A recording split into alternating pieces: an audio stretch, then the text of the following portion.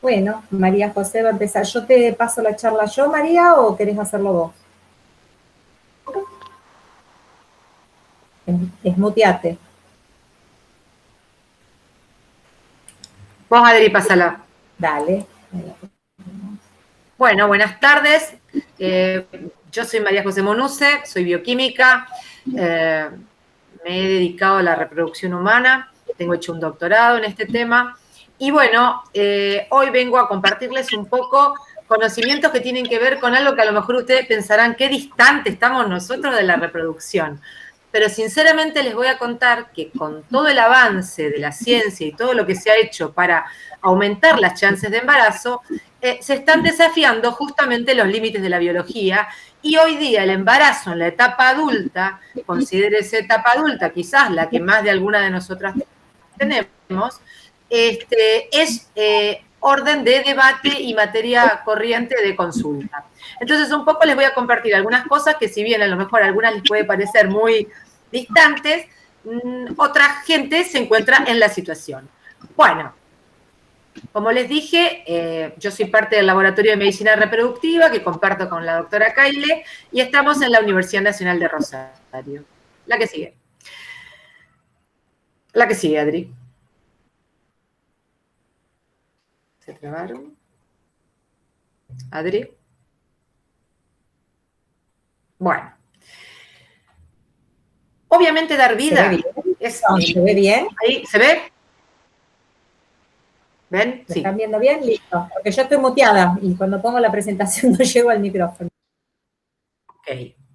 Bueno, dar vida a un nuevo ser obviamente es un acto muy sencillo, pero es el acto más extraordinario que podemos hacer, ¿no es cierto?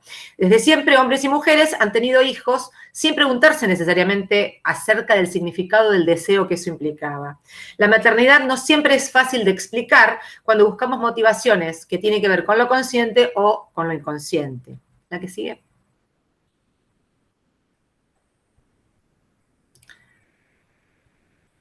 Bueno, si pensamos en cuál es la edad ideal, la edad más óptima de la mujer para concebir un hijo, entre los 20 y los 24 años. O sea, el pico máximo de fertilidad está entre los 30 y 32 años. Después de los 35 años se da un punto de inflexión decreciente, o sea, a partir de ese momento empieza a disminuir la posibilidad de lograr un embarazo en forma espontánea. Y después de los 45 años, estas chances se tornan prácticamente cercanas al cero. Pásame la que sigue. Bueno, acá vemos un poco la gráfica, la campana de Gauss, que nos muestra cómo a partir de los, subíla un cachito más, a partir de los 35 años, fíjense, a partir de los 35 años, tenemos una caída, una caída libre, una caída en picada, en donde la fertilidad comienza a descender y fíjense, prácticamente entre los 45 y 49 años estamos en cero, en el eje de las X. Bueno, la que sigue.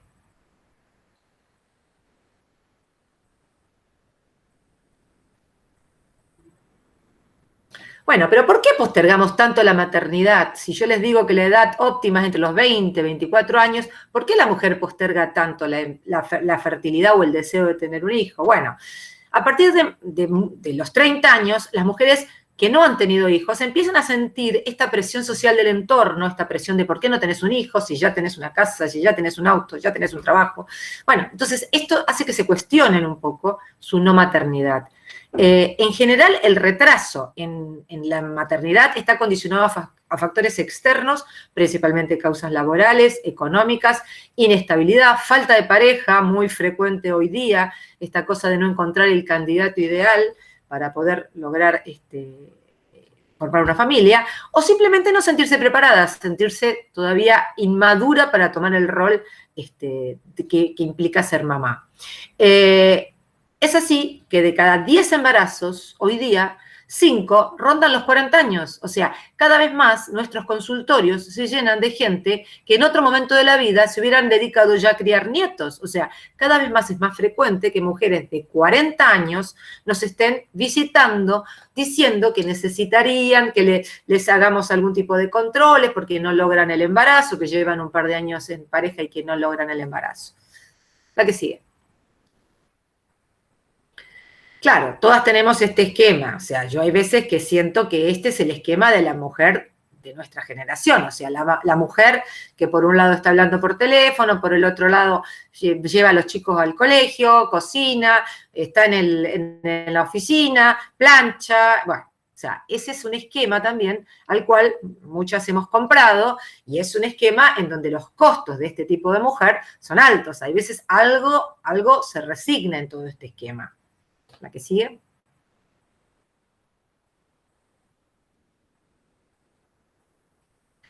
Pero bueno, el hecho de postergar la maternidad, de postergar este deseo, de afrontar primero otras problemáticas que consideramos más importantes o que nos ocupan nuestro tiempo, más tiempo, como ser el desarrollo profesional, el lograr un trabajo suficientemente estable, hace que posterguemos la maternidad y de hecho también a medida que más años pasan, más son los riesgos que esto trae aparejado. Sabemos que obviamente la edad avanzada tiene mucho que ver con una disminución en la fertilidad, como ya les monté, las curvas descendentes, y un aumento en la tasa de abortos espontáneos. La tasa de esterilidad femenina se eleva del 65 al 70% en mujeres de más de 40 años. Y así sube la tasa de abortos. O sea, tenemos una tasa de abortos que llega del 77.7, casi el 80% de los embarazos que esas mujeres logran se pueden abortar espontáneamente. También podemos tener, que esto lo sabemos todo, mucho más riesgo de malformaciones cromosómicas, como su síndrome de Down y tantas otras anomalías genéticas, pero también trae mucho riesgo para la mamá, o sea, para la mujer que va a encarar ese embarazo, ya que podemos tener hipertensión arterial, diabetes, bueno, es muy frecuente la diabetes gestacional, y riesgos en cuanto a obstétricos, en cuanto al bebé, pudiendo tener un bebé prematuro y pudiendo tener partos múltiples que requieran de neonatología. ¿La que sigue? Bueno, por un lado entonces tenemos que la fecundidad disminuye, aumentan los riesgos, pero ¿qué pasa? La tecnología avanza, la ciencia avanza y cada vez queremos más. Entonces, ¿qué es lo que estamos haciendo todo el tiempo? Pues desafiando el límite de la biología. O sea, estamos llevando a una situación de embarazo a algo que naturalmente no se estaría dando. La que sigue. Todos sabemos que la fecundación in vitro es una metodología que desde el año 78 la disponemos, es una metodología muy buena, muy útil y que ha dado mucha alegría a mucha gente. ¿Y esta metodología en qué consiste? En poquitas palabras, y esto no es una charla médica, sino que es una charla un poco de divulgación. La fecundación in vitro en líneas generales consiste en que una mujer ovule más de un óvulo, esos óvulos se extraigan, se los pongan en una cápsula junto con los espermatozoides alrededor para que los fecunden y ese embrioncito sea transferido, acá vemos cómo se transfiere al útero, se deposita en el fondo del útero, ese embrioncito que se concibió in vitro y se lo deja que implante y que desarrolle un embrión. Aquí podemos ver abajo una foto con un microscopio, obviamente, y vemos un óvulo rodeado de espermatozoides. Así se vería un óvulo previo a que un espermatozoide ingrese al óvulo y lo fecunde. ¿La que sigue, Adri?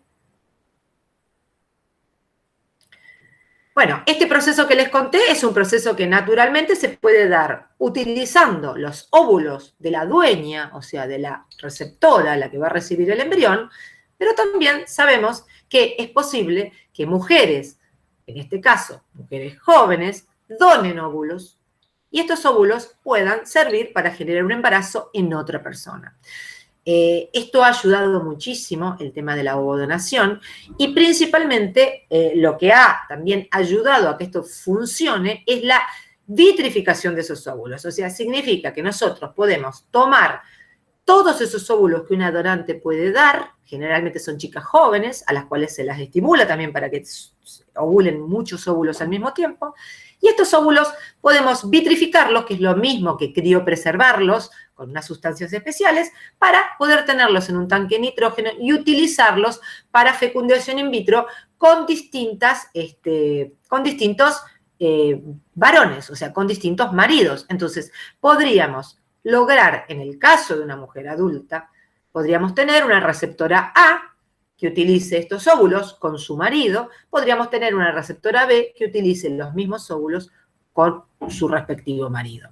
De este modo estaríamos como bypaseando lo que tiene que ver con la calidad ovocitaria, que es la principal desventaja en la mujer añosa. O sea, la mujer añosa, lo más notorio que tiene en cuanto al decaimiento de su fecundidad es justamente que ese óvulo se pone viejo, no porque nos pongamos viejas por fuera, porque por fuera podemos estar divinas, pero los óvulos están envejecidos. Y estos óvulos, al tener este envejecimiento, lo que sufren es un problema de no poder separar los cromosomas. Entonces, por eso se generan todos estos chiquitos justamente con síndromes de no disyunción, como es el Down. Entonces, si nosotros utilizamos los óvulos de una chica joven, todo esto se soluciona. Se utiliza un óvulo fresco con un citoplasma o con una matriz de celular fresca, y bueno, se utiliza el semen del marido para lograr la fecundación in vitro y lograr el embarazo. La que sigue. Esto es una metodología muy utilizada hoy día. También, obviamente, se puede utilizar en el caso, o sea, estamos hablando de embarazos en mujeres añosas, pero también podemos estar hablando de embarazos en mujeres que por algún problema oncológico han sufrido quizás irradiación de sus ovarios y entonces han perdido la capacidad del ovario de producir células o ovocitos. Entonces, en estos casos, mujeres que han tenido distintos tipos de cánceres, sobre todo cánceres ginecológicos, esta herramienta también es útil para este tipo de mujeres, la ovodonación. Ahora, ¿qué es lo que tenemos que hacer en todos los casos? Bueno, generalmente lo que se le sugiere es un diagnóstico genético. Existen distintos tipos de diagnósticos genéticos. Existen diagnósticos por PCR, existen por FISH. No voy a entrar mucho en esto. Lo que significa es que nosotros podemos, de algún modo, ver a priori, antes de transferir un determinado embrión, el nivel de sanidad genética o el nivel de normalidad genética que tienen estos embriones. ¿La que sigue, Adri? Acá tenemos, si querés entrar un poquito, bueno, obviamente ustedes no están familiarizados, pero esto que está acá en el medio es un embrioncito en desarrollo de 1, 2, 3, 4, 5, 6, 8 células. Entonces, todas estas células de un embrioncito, cuando el embrioncito está este estadio, se llama mórula, porque parece una mora. Nosotros podemos, en el laboratorio, tomar una de estas celulitas que es representativa de todas las que el embrioncito tiene.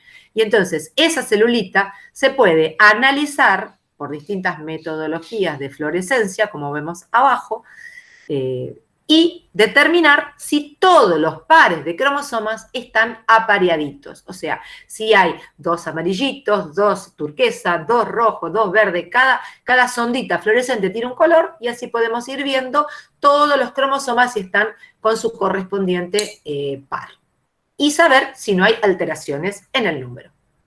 Obviamente, esta técnica requiere de estrictos controles éticos y consentimientos informados, porque obviamente hay que tomar una decisión a la hora de transferir o no ese embrioncito. Sí, da normal, ¿no es cierto? Bueno, la que sigue.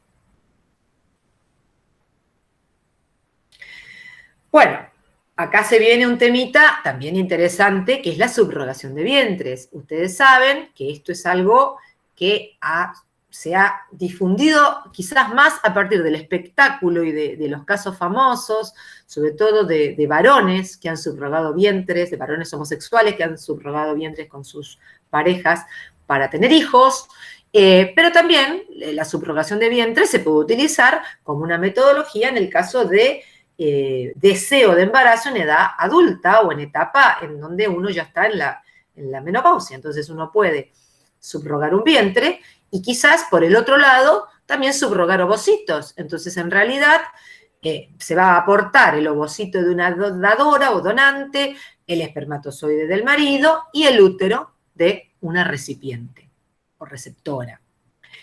Obviamente, esto tiene muchos desafíos éticos, legales, sociales. Si bien es un derecho reproductivo individual, se corre un riesgo, y esto sí tiene que ser algo muy bien legislado, porque también es cierto que los países más pobres son los que en donde los tratamientos de este tipo son los más baratos. O sea, por ejemplo, un país como la India o países del este, el mismo Rusia, hoy día es mucho más barato hacer una subrogación de vientre en uno de estos países que en Estados Unidos. Entonces, a uno le hace un poco de ruido esto. O sea, ¿qué quiere decir? Que hay gente que puede contratar úteros de otras personas y tener hijos. ¿Dónde está la línea? O sea, una persona puede necesitar esto porque tuvo un cáncer y no puede sostener un embarazo, pero también a todos nos quedó la sospecha de si alguna modelito de estas rubias no se hizo esta metodología para no deformarse. Entonces ahí es donde creo que hay que ajustar un poco los controles éticos, porque lo entiendo desde el punto de vista de la necesidad. De hecho, acá en Rosario se acaba de aceptar una subrogación de vientre en una pareja homosexual, que tengo el gusto de conocer a uno de los varones, y me parece maravilloso eso, pero bueno, por eso les digo, tiene que estar muy controlado. ¿A qué sigue, Adri? Bueno, esto solamente un poco se los quiero contar. Subímelo un cachito más porque abajo me parece que marqué algo. Hay muy pocos trabajos en mujeres ahí. Hay muy pocos trabajos hechos en mujeres adultas por obvias razones, porque tampoco son tan frecuentes los registros. Generalmente esto sucede como cosa rara. El médico que se dedica a lograr embarazos en mujeres que están en edad de ser abuelas, son muy pocas las personas en el mundo que lo hacen. Pero bueno, hay un trabajo israelí que mostró comparativa entre todos los riesgos obstétricos de mujeres de más de 50 años y de menos, y se vio que a más de 50 años hay menor edad gestacional, o sea, los bebitos nacen más pequeñitos de tiempo, pero también más pequeñitos de peso, y hay mayor proporción de bebés que van a neonatología. Pásame la que sigue. Sumado a esto, las complicaciones durante el parto son obviamente mayores en el grupo de más de 50 años. O sea, siempre, fíjense, el 100% va a ir a cesárea, va a haber hipertensión, puede haber hospitalización en un 63% respecto de un 22% a una edad menor. O sea, significa que todo lo que nosotros hagamos a más de 50 años va a tener riesgos obstétricos y riesgos neonatológicos. ¿A qué sigue?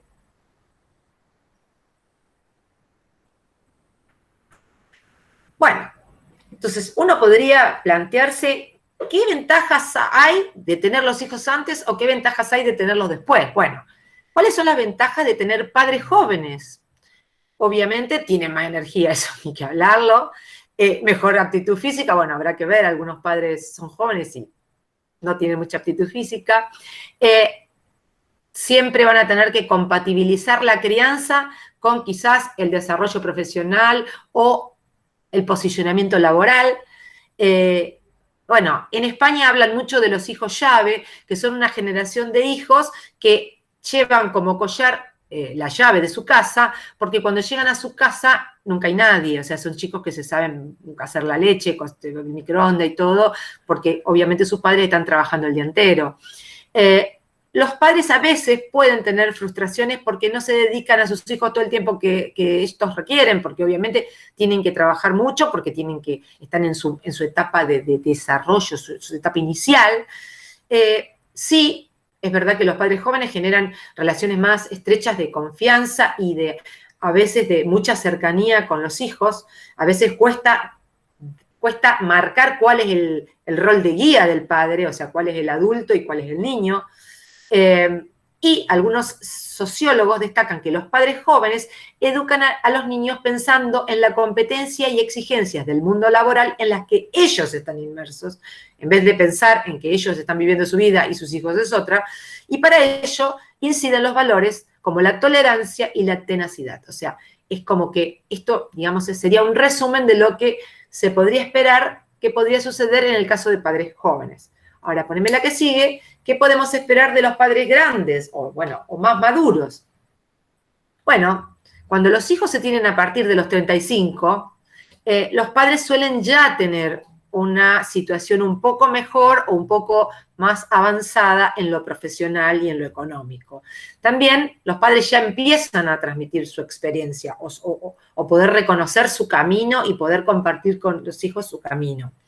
Generalmente se supone, y esto sí lo digo bien entre comillas, que son personas más maduras y generalmente más estables, pero esto es muy difícil hoy día evaluar, porque hay gente de 60, de 70, con unos índices de inmadurez terribles, o sea que esto es muy difícil de evaluar.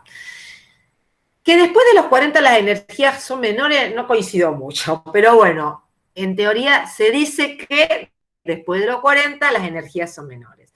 La brecha generacional es más amplia y aumentan a veces los conflictos de padres a hijos. Las madres que se les llevan a sus hijos más de 40 años tienen mayores dificultades para manejarlos cuando son adolescentes. Y los padres de edad avanzada, que se encuentran en otro momento de la vida, inciden en la importancia de disfrutar la vida. Y esto sí creo que es verdad. O sea, en general, la persona que ha tenido los hijos más grande sabe que tiene menos tiempo. Entonces es como que todo el tiempo está más el disfrute metido en la relación con los hijos. Esto sí creo. En mi caso, yo tuve mis hijos, mi primera hija a los 31 y mi segundo hijo a los 37. Y sí, creo que es verdad. Creo que uno es como que se va ajustando mucho a que está muy bueno hacer muchas cosas con los hijos. Y uno disfruta mucho de ese tiempo, me parece a mí. Bueno, poneme la que sigue, Adri.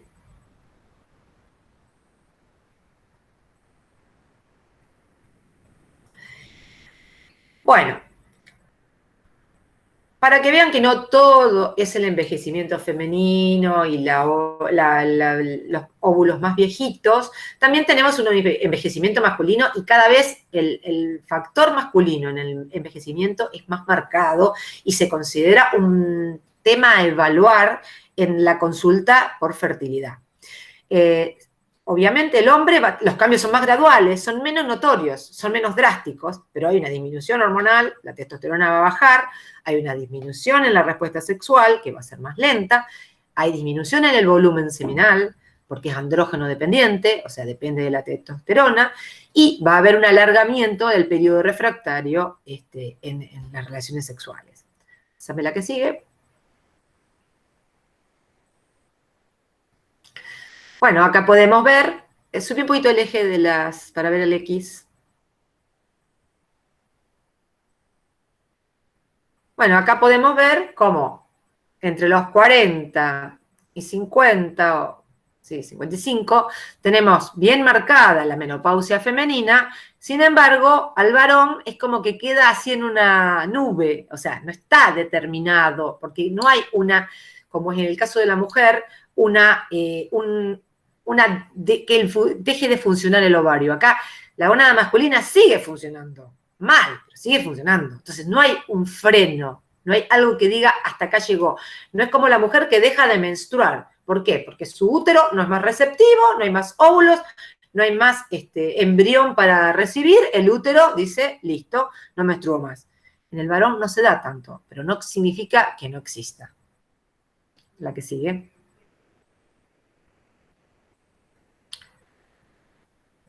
Bueno, ellos tienen una ayuda muy importante, que es que prácticamente hace 20 años atrás, de manera, digamos, totalmente anecdótica y buscando otro tipo de fármaco para otra patología, encuentran que el sildenafilo resulta estimulante para la erección. Entonces, bueno, es la revolución del Viagra, la famosa pastillita azul, hay más de 66 millones de recetas formuladas en todo el planeta, y hoy día es muy raro que un hombre de más de 60, 65 años no consuma de una manera habitual la pastillita azul. La que sigue. Todavía no tenemos una pastillita azul para las mujeres. Bueno, acá tenemos una portada del Time en donde se preguntan la menopause, o sea, ¿cuándo sería? No la sabemos, por esto vemos estos varones que por ahí siguen consumiendo testosterona, siguen teniendo un aspecto juvenil, o por lo menos muscularmente juvenil, porque se sostienen con aporte de testosterona exógena, pero bueno, la menopausia masculina está circulando por dentro. La que sigue.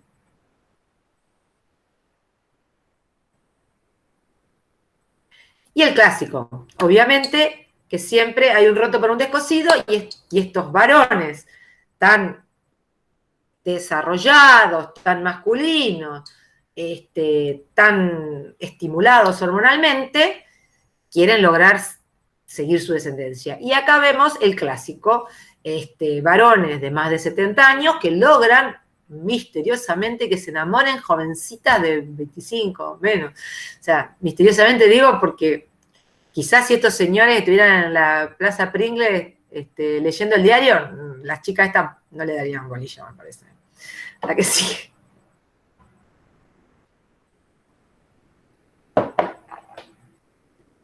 ¿Qué es lo que vemos? ¿Qué es lo que vemos con estos varones? Que logran descendencia, porque la producción espermática sigue, continúa.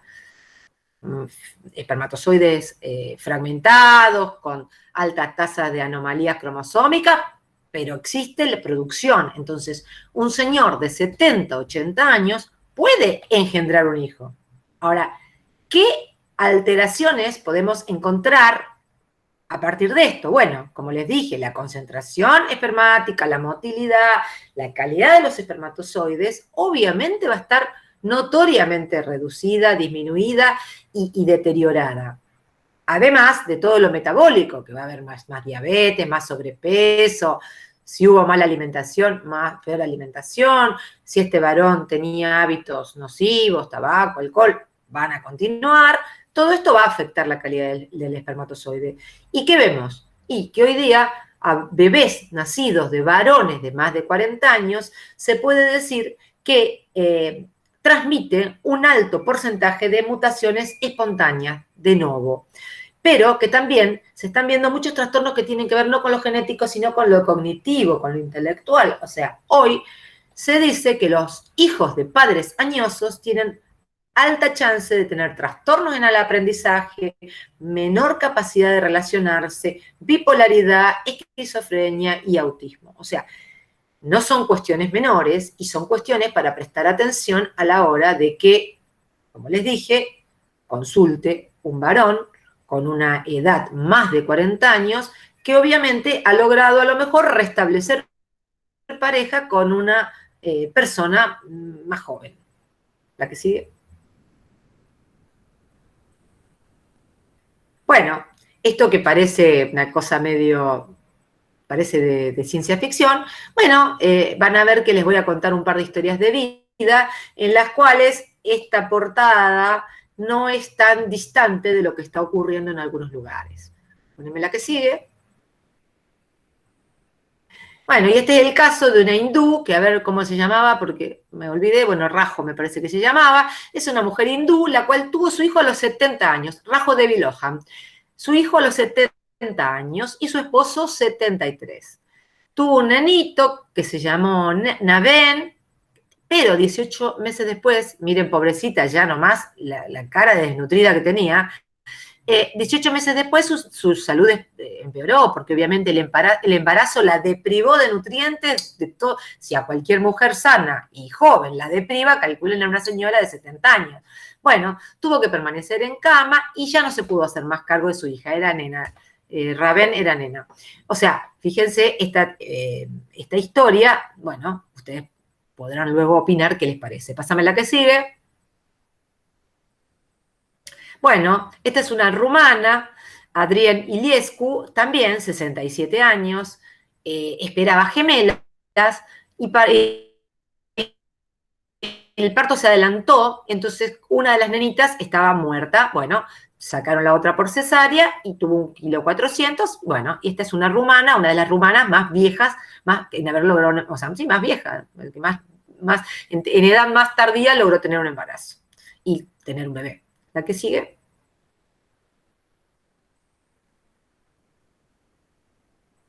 Bueno, esta señora es una catalana, creo, sí, también 67 años, española, fue madre de gemelos en el 2006.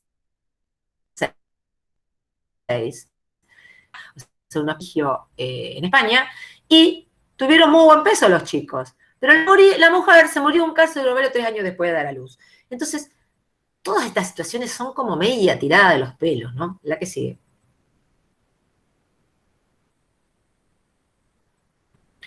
Bueno, esta es la más rara, Annegret. Esta es una profesora alemana. 65 años, hizo ovodonación y espermodonación. O sea, en realidad ella lo único que hizo fue usar su útero. Tuvo cuatrillizos. O sea, acá los médicos que le transfirieron los embriones,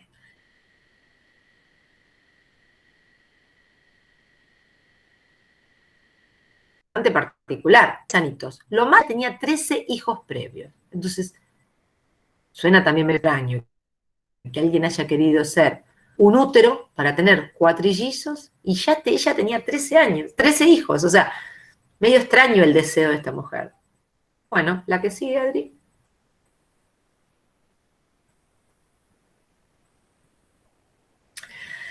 Bueno, y esto es un poco un juego de matemática, o sea, hacerles algunas reflexiones para de algún modo que ustedes piensen o tengan una idea de toda esta temática. Una mujer que se embaraza a los 58 años va a tener 77 cuando el hijo se gradúe del secundario. O sea, imagínense ir a la graduación del chiquito con 77 años.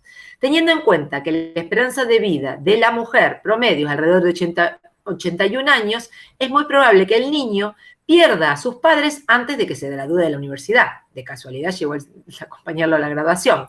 El niño se enfrenta a un riesgo de orfandad. Algunas voces señalan que los riesgos para el bebé superan el deseo de la madre de tener su propio hijo biológico y sugieren a la adopción como una alternativa. La que sigue.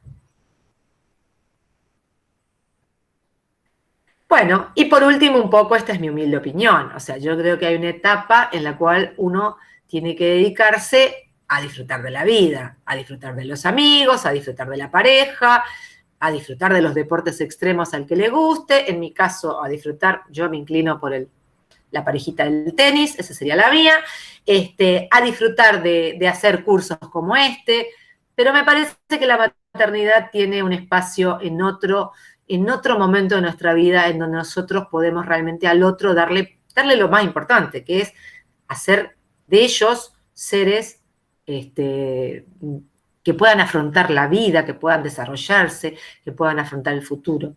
Me parece que la maternidad implica mucho dar como para encararla quizás en momentos en los cuales uno ya no tiene tanto para dar.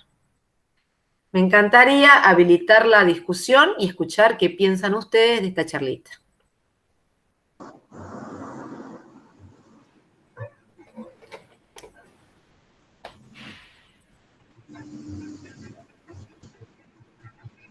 A ver si tienen algún comentario, que tengan ganas. ¿Alguna pregunta? Las choqué, chicas, las maté con... ¿Puedo hablar? Hola. Sí, hola. Sí, María. Mi pregunta estaba dirigida a los métodos de fertilización y más que nada a los famosos vientres subrogantes, donde me pregunto, a esas mujeres que ofrecen su vientre, ¿se les hace un estudio físico, psicológico, como para llevar adelante un embarazo donde uno percibe el crecimiento y la gestación de ese bebé y después poderlo entregar como si fuera un paquete a los padres o a las personas que la contrataron como vientre subrogante? Esa sería una pregunta. Mira, la realidad es que nuestro país no tiene todavía ley de subrogación. O sea, hoy día en Argentina, y esto lo sé, bueno, lo habrán visto porque apareció en Canal 3 el otro día, una pareja homosexual que subrogó un vientre aquí. Y para poder hacerlo, tuvieron que pedir, hicieron una vía judicial. O sea, no existe una ley todavía que aquí en Argentina lo permita. ¿Tá? Creo que en el caso de esta pareja va a ser una hermana o una cuñada de uno de los dos miembros. Mira, en el resto del mundo esto es, a ver, ¿cómo te lo digo? Son circuitos altamente comerciales. Altamente comerciales. O sea, mi pregunta es, lo que vos decís tenés razón. Ahora, seguramente tienen evaluaciones psicológicas que las pasan, ¿entendés? Claro. Pero hay chicas rusas, chicas rumanas, chicas que pasan 9 meses así, pariendo. O sea, son como, o sea, mi pregunta es, ¿qué diferencia hay entre una vaca y este tipo de circuito? Acá estamos hablando de dinero. No hablo de Argentina, pero vos vas a Estados Unidos, vas a la India, acá todos ganan plata. Gana plata la clínica, gana plata la que recibe, gana plata, hay todo un circuito de abogados que te ayudan a tramitar todo porque ya te venís con todos los papeles hechos. O sea, acá hay mucha plata. Entonces, yo creo que es algo que está muy bien y es como todo, es un avance maravilloso. Ahora, tiene que estar muy, muy controlado. Y la otra pregunta que te quería hacer era respecto a embarazar a mujeres de 65 a 67 años, lo cual se hace a través de profesionales. ¿Esos profesionales tienen carta libre? ¿Tienen carta libre para embarazar mujeres de esas edades? Antinori de apellido. Yo tuve el gusto de conocerlo. Era un tipo que la verdad, la comunidad científica europea se reía de él. El tipo se reía de él, pero él ejercía. Y en Italia se hizo muy famoso porque tuvo toda una seguidilla de mujeres sesentonas, largas, embarazadas. Y bueno, y era su especialidad. A él, a ver, uno lo que no entiende es qué le puede mover a una mujer de, no sé, de 60 años, de más de 50 años, a tener un hijo, ¿no? Las que hemos tenido hijos en una etapa medianamente 30, bueno, 20 y pico, 30, 40, pero, no sé, es como que uno lo ve ya, no sé, no quiero usar palabras feas, pero vos lo ves como una cosa hasta antinatural. Pero no sé si a ustedes les pasa. ¿Ustedes no ven por la calle gente embarazada de edad que uno dice, Yo trabajo en un centro de fertilidad, por eso lo veo mucho, pero también veo la calle. O gente con un cochecito y vos decís, ¿es el hijo o es el nieto? Sí, Miriam, ahí levantaba la mano Miriam. Vamos a ir dándole la palabra a los que van levantando la mano y hay un par de preguntitas en el chat también. Miriam. Margarita también tiene un levantada. Sí. Margarita, que tenés el micrófono abierto, dale vos. Bueno, yo les quería contar una experiencia personal. Mi hermano padece de distrofia muscular progresiva de Becker. Bueno, en realidad, cuando se nos hicieron los estudios genéticos, estoy hablando, yo tengo 63 años, por tanto a él se lo descubrieron a los 13, hace casi 50 años atrás. Yo era portadora, es una enfermedad genética que la padece el varón y la transmite la mujer. En ese momento a mí me daban un 99,9% de posibilidades de ser la transmisora de la enfermedad. Yo tenía 17 años, mi hermano es 4 años menor que yo. Bueno, yo creo que eso fue un quiebre para decidir no tener hijos, una de las tantas razones, ¿no? Mi hermano se casó, tuvo 3 hijas mujeres, las cuales las 3 son portadoras. Por supuesto que con fertilización in vitro y todo ese tipo de cosas podrían acceder a tener un hijo, ¿no es cierto? Pero refiriéndote a esto de cuánto hay de egoísmo o de cuánto hay de comercio o de que solamente este concepto cultural que te construyen de la maternidad, yo he tenido 3 sobrinas de las cuales me he sentido un poco madre, digamos. En realidad decidí no tener hijos porque, bueno, mis sobrinas tomaban bastante tiempo de mí, la que le alzaba a las niñas, su papá era yo, y eso me ha colmado de felicidad. Entonces, como que culturalmente parece que la maternidad o la paternidad nos completa como seres humanos, ¿no? Y no es la única forma de encontrar completarse, ¿no? Esto que vos decías, pasado una edad, pero yo lo viví muy joven, sin embargo siempre sentí que si traía un hijo al mundo, lo traía o para que lo criara una salita de niños o para que padeciera la enfermedad. Entonces, por ahí también hay decisiones personales que nos llevan a decir qué pongo en la balanza para decidir traer un hijo al mundo, ¿no? Bueno, era un comentario.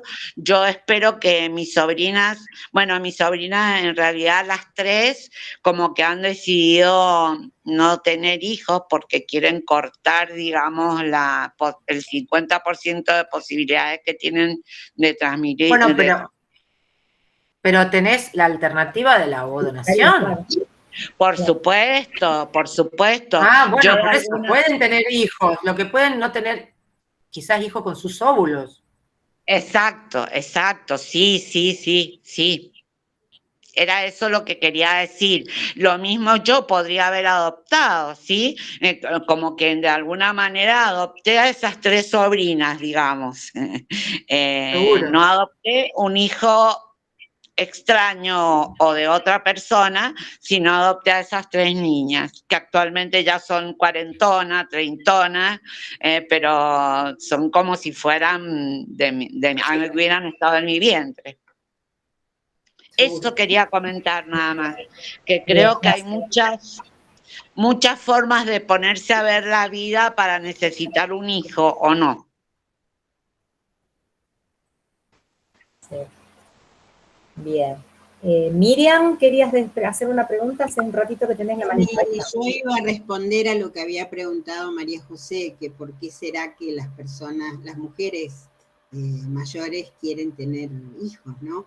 Y yo tengo el caso de una amiga que una vez me dijo, tiene 50 largos, casi 60, y los hijos son grandes ya, cada uno tiene su vida, y me dijo, yo quiero tener un hijo, ahora me gustaría tener, y yo le pregunté, pero ahora es el momento de disfrutar y vas a tener un hijo, estás trabajando todavía, y me dijo, y yo digo, yo lo veo así, ¿no? Como un pensamiento egoísta, porque dice, sí, porque si tengo un hijo ahora, cuando sea adolescente me voy a sentir joven, me dijo.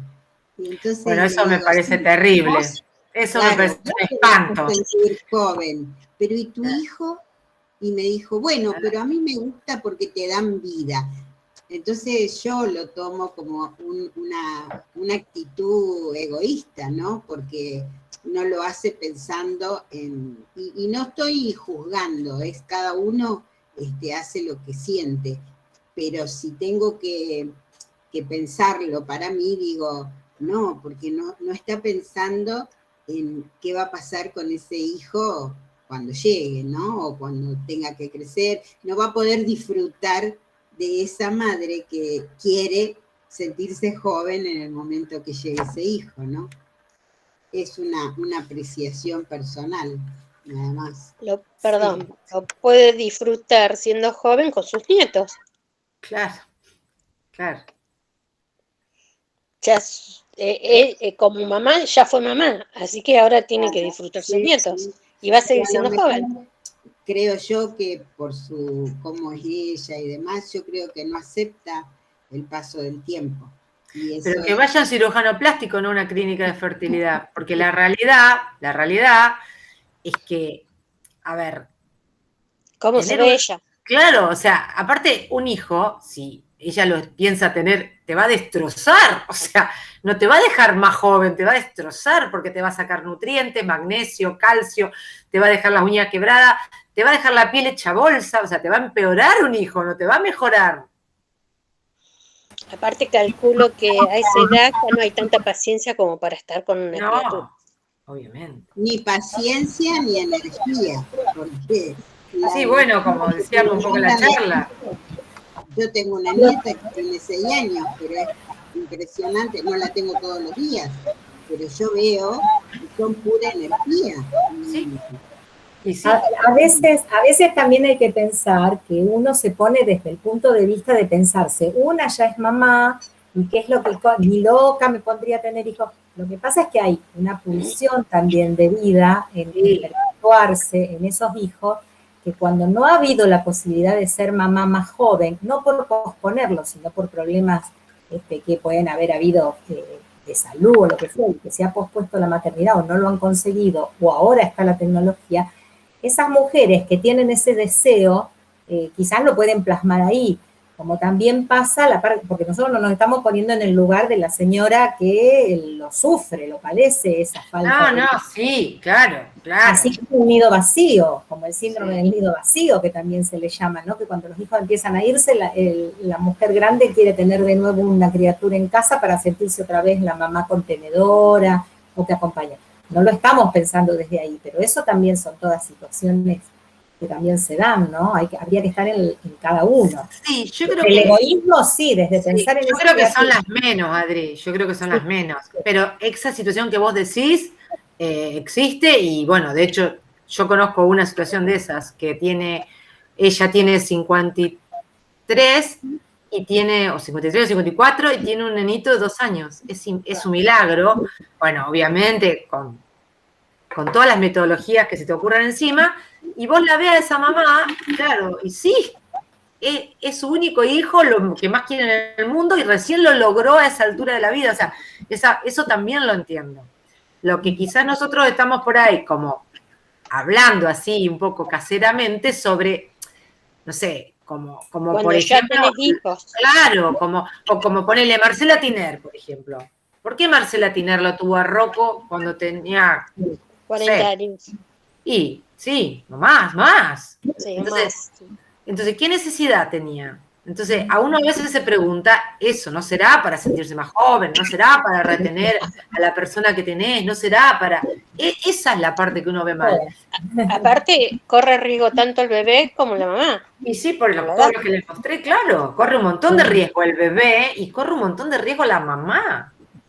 Y después el conjunto, la familia, si tuviste hijos que son grandes y vos con 60 años querés tener otro bebé, y si hay algo en el medio que puede pasar algo malo, se destruye la familia. Sí, y ese chiquito queda medio que solo. Adri, hay preguntas en el chat, ¿vos las estás viendo? Sí, y Margarita también quiere hacer un comentario más. Había Y una yo la- pregunta que hacían que va a haber un módulo que va a hablar de eso, que tenía que ver con la nube esta que decíamos que al varón, la andropausia y demás. Ah, Tiene un comentario que de esto, ¿no? Si esa nube en el hombre tenía que ver algo con la andropausia. claro, Otra por pregunta. eso. Es que no está tan claro como la mujer, en donde el ovario deja de funcionar y deja de haber estrógeno y progesterona, y por eso hay un parate hormonal. El hombre, no, es una declinación paulatina, pero no es un todo o nada, no deja como nosotras de menstruar. Entonces, como no hay un gatillo, el hombre no sabe dónde está su punto, pero obviamente hay toda ya lo va seguramente dar alguno de los médicos. La doctora José, lo va a abordar. No sé quién me habla. Beatriz, Ahí. te quería hacer una pregunta que a mí me deja bastante pensante siempre. El vientre subrogante no le transmite al bebé nada genético porque no le pertenece el embrión que le han colocado. Pero te pregunto, los 9 meses de embarazo, donde esa mujer tiene sentimientos, emociones, pensamientos, ¿hay transferencias al bebé? A ver, y todas las que hemos tenido algo en la panza sabemos que sí, que hay todo un diálogo. Seguramente haya. O sea, seguramente haya. Lo que pasa ¿Sabes es por que... qué? Te lo pregunto porque la persona conocida dentro del ambiente artístico, que es una bebé, frente a las cámaras dijo que el vientre subrogante no le había aportado absolutamente nada a su bebé. Y yo empecé a averiguar y hubo profesionales que me dijeron que estaba muy equivocada porque ese bebé no es solamente algo físico, también es algo emocional, tiene un alma, tiene un espíritu, y por lo tanto ese vientre subrogante en sus estadios de embarazo pudo transmitirle a ese bebé determinadas sensaciones. Seguramente, seguramente. Porque ese bebé está en un medio en donde hay un montón de células, de fluidos que pasan de un lado al otro. Y la mamá transmite muchas cosas a través de la placenta a ese embrión. Por lo pronto lo nutre, los 9 meses le da de comer, chicas, lo más importante. O sea, bueno, obvio que tiene que haber muchas cosas que transmite, pero te hago esta y todo el medio ambiente, en el cual está inserto, todo, lo que esa mamá consuma, todo lo que está alrededor. A ver, si lo vemos desde la necesidad de hacerlo, y bueno, claro, y sí, ponele, o sea, habría como 3 patas en ese bebé, como tres participaciones. El óvulo, el papá o el semen y el entorno donde se crió. No puedo creer que ese entorno no Para mí tendría que existir una ley de no dejar afuera a la mamá que lo tuvo los 9 meses. Tendría que ser un contrato, Marley hizo eso. Sí. O sea, Marley a su niño le hizo conocer su mamá biológica y también su mamá el vientre, sí. Sí. Por eso puedo agregar algo en el ejemplo que pusiste vos, María José, de esta pareja de homosexuales. La diferencia creo que ahí está también en esto de los sentimientos, porque la persona es una persona de la familia de alguno de ellos, digamos. Pero yo no sé si no es peor. Creo que no sé, sí, por eso no sé si no es peor, Neni. Pero no sé, porque ¿dónde estableces el límite? Es tu tía, pero es tu madre. O sea, debe ser difícil también, ¿eh? Sí. No sé. Bueno, yo creo que todas estas son cosas que se van a tener tiene que estar involucrado siempre. Perdón. Me perdí. Yo, Margarita. Margarita. Quería contarles que en esto de tener o no tener embarazos, no hijos, ¿no? Porque es totalmente distinto decir, bueno, ¿por qué estoy peleando? Si por el embarazo o por el hijo, lo puedo adoptar, lo puedo subrogar, hay mil formas de hacerlo, ¿no es cierto?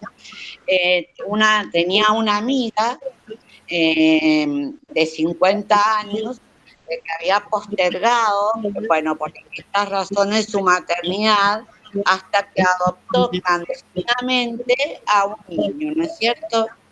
Me acuerdo patente un día sábado que me lo arrepentía que estaba porque no se bancaba la actividad del niño. O sea, ella misma decía, lo amo, como si fuera mío, lo necesito, lo quiero todo, pero mi cuerpo, mi energía, Entonces, por ahí como que la gestación pasa inadvertido o por ahí minimizado, entre comillas, que estoy trayendo un ser humano al mundo, ¿no? O sea, en estos casos en los que a toda costa o de cualquier forma tengo que tener un hijo en el vientre, digamos, o tener un hijo, ¿sí? A tener mi hijo de mi propiedad, digamos, que ninguno es de nadie, somos de nadie, ¿no? Pero te voy a hacer un comentario, Margarita. Yo trabajo mucho con varones, porque en realidad yo me dedico a la parte del laboratorio de andrología, o sea, yo estoy más en la parte del estudio de los varones en una fecundación o en una clínica de fertilidad. Y yo esto sí lo discuto mucho, porque yo sí veo muchos señores de mi edad y más, que vienen a evaluar a un hijo, y cuando vienen al laboratorio te dicen, por favor que me dé horrible esto, porque yo no quiero tener más hijos, es mi pareja nueva la que quiere. Entonces vos ahí te planteas y vos decís, ¿por qué hace esto? Yo en forma personal una vez me acuerdo que a un señor le dije, comprale un perro, porque la realidad, dar un hijo no es dar un obsequio. Entonces, esto es muchísimo más común en varones grandes con chicas de 30, 35 años, es recontra común. Y es tan horrible como, no sé por qué se ve peor con la mujer. O sea, es horrible también. A mí me da rabia cuando veo chiquitos con padres de 70 años que no los pueden ni llevar a la plaza. Entonces, ahí también es peor, porque el hombre está complaciendo el deseo de la nueva esposa, que dentro de las exigencias debe haber estado, yo no tengo hijos, yo quiero tener uno. O sea como sea. El caso de Menem, chicas. Menem y la Boloco. Y ahora tenemos el caso de Cormillot. Bueno, Cormillot no sé cómo habrá sucedido, pero Menem sé. A Menem, no, porque Cormillot tengo mi duda. Porque él se hace como que sucedió, y yo no sé si sucedió.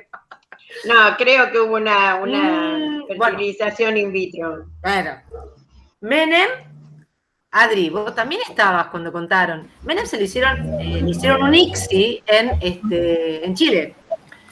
Un ICSI significa que él obviamente ya no tenía producción espermática, tuvieron que punzarle un testículo, tomar un espermatozoide y microinyectarse dentro del óvulo. O sea, todo para que toda la prensa crea, qué macho cabrío. No, qué macho cabrío. O sea, ¿me entienden, chicas, por donde pasa también? Es como fomentar esta cosa de la virilidad. Yo te digo, si Cormillot lo logró in vivo, chapó Cormillot. Pero suena raro. O sea, yo creo que Viagra no existe. Creo también que pasa por esto de mucho, ¿no? Como el cambio de sentido que por eso, a ver, hemos ido involucionando, ¿no? Porque antes las mujeres, si no eran mamás a los 15 años o eran estériles, eran mujeres descartadas, digamos, ¿no es cierto?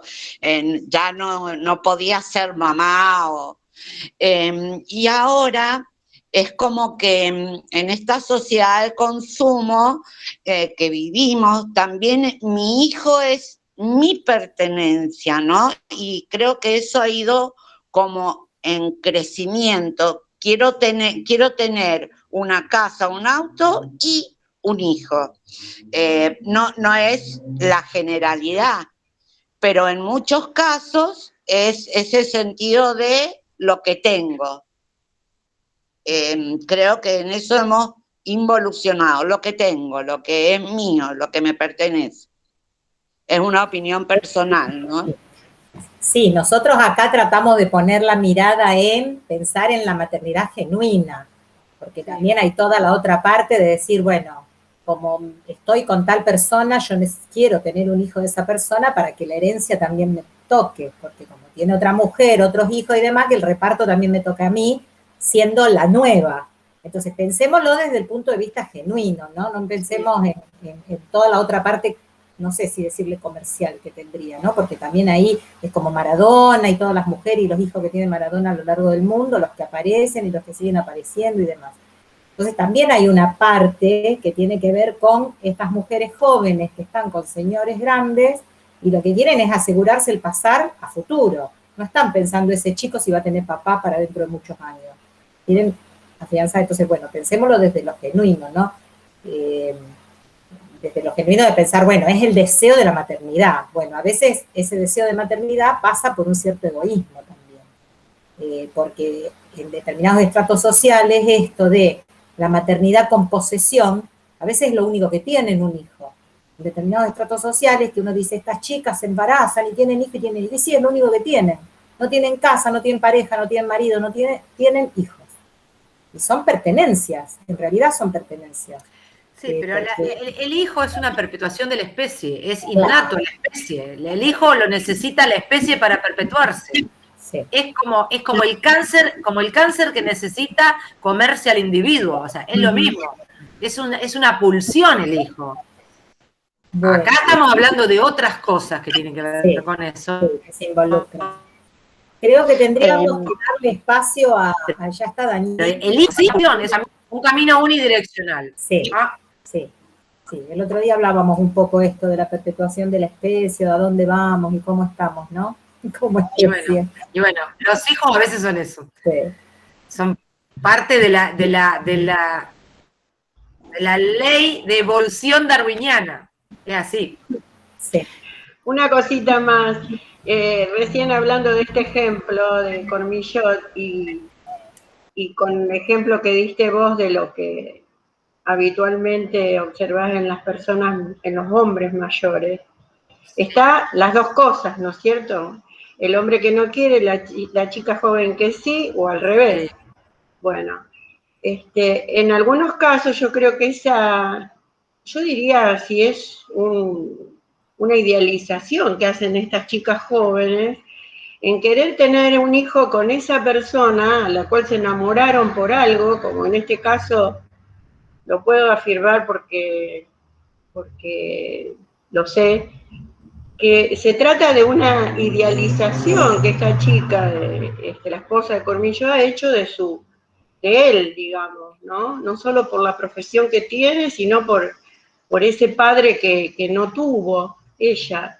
Y trasladar eso al tener un hijo me parece tremendo, porque, como vos decías, ¿cuánto tiempo, por más que él tenga una vitalidad aparente bastante, sí, tampoco tenemos la certeza de que una madre joven pueda perder el padre al año de edad del niño, ¿no? Pero estadísticamente se entiende que uno vive más que 80 años, o lo posible, ¿va? En lo posible. En lo que, de acuerdo a, bueno, miles de cosas, pero las cifras nos denotan eso, ¿no? Y cada vez se extiende más. Pero bueno, me parece muy egoísta esto de no pensar en ese hijo que se va a quedar sin el padre o sin la madre en el caso de las madres que tienen a edad avanzada, ¿no? No pensar en el niño. Y la biología Exacto. es sabia, la naturaleza es sabia, por eso tenemos un reloj biológico. Claro. Pero nosotros lo desafiamos. Nosotros lo desafiamos con la tecnología, y ese es el tema. Adri me está poniendo que cortemos porque está el disertante. Daniel y Valeria. Así que, chicas, yo las dejo, les mando un beso y cualquier pregunta que me quieran hacer, me la mandan con Adri, que yo se las respondo con mucho gusto dentro de lo que pueda. Les mando un beso y me encantó estar aquí. Gracias. Chicas y muchachos, porque también tenía... Perdón. A todos. Besos. Besos, María. Si te querés quedar, eso ves vos. Daniel y Valeria están acá, Daniel Castellarini y Valeria Costarelli. Que vamos a seguir ahora, pues vamos a seguir en tema, porque vamos a seguir hablando de menopausia ahora. Chicas, disculpen, solamente me tengo que retirar ahora. Un beso enorme, Margarita. Y qué lindo que estuviste. La semana que viene. Dale, conectate de nuevo. Dale, besito grande. Chao. Bueno, Daniel, ustedes, Daniel y Valeria, están juntos acá. Sí. Hola, ¿cómo andan? ¿Qué tal? Bueno, vamos a... ¿Las van a presentar ustedes? Tenemos para presentar una... Lo presentan ustedes, no me necesitan. ¿O querés que te lo presente yo y ustedes me van diciendo? No sé bien dónde tengo que ir, en presentar, ¿no? Primero tenés que tener abierto lo que vas a presentar. Sí, está. En una ventana. Pones presentar ahora, ventana, y marcas la que quieras presentar. El Power, o si lo tenés en otro formato. Listo. ¿Ahí se ve? No. Todavía no. El material lo tienen todo subido al taller, ¿eh? Todos los materiales que estamos viendo, todo lo tienen. No, pero Adriana, yo levanté la mano 30 veces y no me dieron... Dale, Ali, disculpa, dale. Mientras ellos lo ponen, dale, Ali, habla. No, que más allá de la discusión, creo que se abre otro nuevo paradigma en relación a la maternidad en el adulto mayor. Sí. A ver, uno ve un montón de casos, usted hablaba de Cormilló, también vemos el caso de Pampita, que tiene 45 años, que también ya tenía hijos, de un matrimonio anterior. Bueno, ahora el problema es más allá, antes uno planteaba tres cosas: plantar un árbol, escribir un libro y tener un hijo. Bueno, capaz que ahora dice, bueno, tengo la casa, como daban los ejemplos ustedes, pero creo que este nuevo paradigma que se abre, y la tecnología en esto ha avanzado mucho, hay que tenerlo en cuenta, ¿no? Hay que, se abrió y ya está instalado. Más allá que que el adulto mayor, hoy, por ejemplo, yo creo que la otra vez vos habías contado que vos tuviste tu hijo a los 40, me parece 39. Bueno, yo a mi nena la tuve a los 40. Porque pasaron muchas cosas antes, por eso capaz que hubiese sido anterior y demás, pero creo que hay que hacer un nuevo planteamiento ahora, a ver, ¿qué rol cumplen esos hijos en el adulto mayor? Sí, claro. Porque el hijo pasa a ser, a cuidar al adulto. Sí, ya no también pasa a ser el hijo, sino el cuidador. Entonces hay que mirar, el abanico es amplio del tema, sí. y da para hablar un montón, pero creo que a partir de esto se generan nuevas discusiones sobre el tema, porque nadie le puede decir a la mujer que no tenga hijos. Capaz que dice, bueno, no, yo no tengo familia, hago hago un embarazo de este tipo, y le dejo todo a este hijo. Sí, claro. Porque muchos lo usan como con ese motivo. Pero, viste, es amplio. Yo veo que la mayoría de las mujeres están solas con los hijos, y el hombre es pasajero. Sí, sí, tal cual. Pero bueno, se abre un montón de opciones y de posibilidades. Perdón, Valeria, yo te lo presento, yo lo tengo. Bueno, no sé si se ve, porque cuando lo pongo lo veo yo y no los veo ustedes, no sé si están viéndolo. No. ¿No? No, porque tenés que abrir otra ventana, Valeria. Ay, a ver. Si no te lo presento yo, ¿eh? Bueno, si podés mejor, ¿puede ser? Sí, y vos me decís y yo ya lo tengo abierto. Dale. Entonces pongo Así cancelar. empezamos, disculpen, pero así empezamos con el tema porque hay mucha gente que está interesada en esta que tiene que ver con climaterio. Ahí se ve. ¿Se ve bien? Ahí está. Ahí está cargando. Ahí cargó. Bueno. ¿Lo ven adecuadamente? ¿Lo ven bien? Sí, nosotros lo vemos bien, no sé. Sí, se ve bien. ¿Se ve perfecto? Listo. Me van diciendo y yo se las voy cambiando. Bueno, anda pasando, Adriana. Sí. Upa, perdón. Yo lo que tengo es que por ahí me agarra esto. Ahí estamos. Ahí estamos. Ahí. Bueno, buenas noches. El tema que vamos a referirnos hoy es climaterio y menopausia. El climaterio es un término que proviene del griego climácter, que significa peldaño, escalón, etapa de la vida. Y es precisamente eso, una etapa de la vida donde se producen cambios físicos, psicológicos, sociales. Viene a ser una etapa dinámica que está marcada por las repercusiones hormonales, fundamentalmente el descenso de los niveles de estrógenos. El climaterio comenzó a adquirir relevancia en la segunda mitad del siglo XIX, cuando la expectativa de vida creció, y en la segunda mitad del siglo XX el papel de la mujer empezó a cobrar mucha importancia dentro de la sociedad, debido a la interacción de aspectos que dinamizaban esta etapa de la mujer desde diferentes visiones: la visión social, la visión biológica, la cultural, la histórica, la ética, la religiosa. Ocurre muchas veces que se confunden estos términos y se los usa en forma indiferente. El climaterio va desde el cese de la actividad ovárica hasta la senectud. La Organización Mundial de la Salud fija un periodo que se puede denominar impreciso entre los 45 y los 64 años de edad.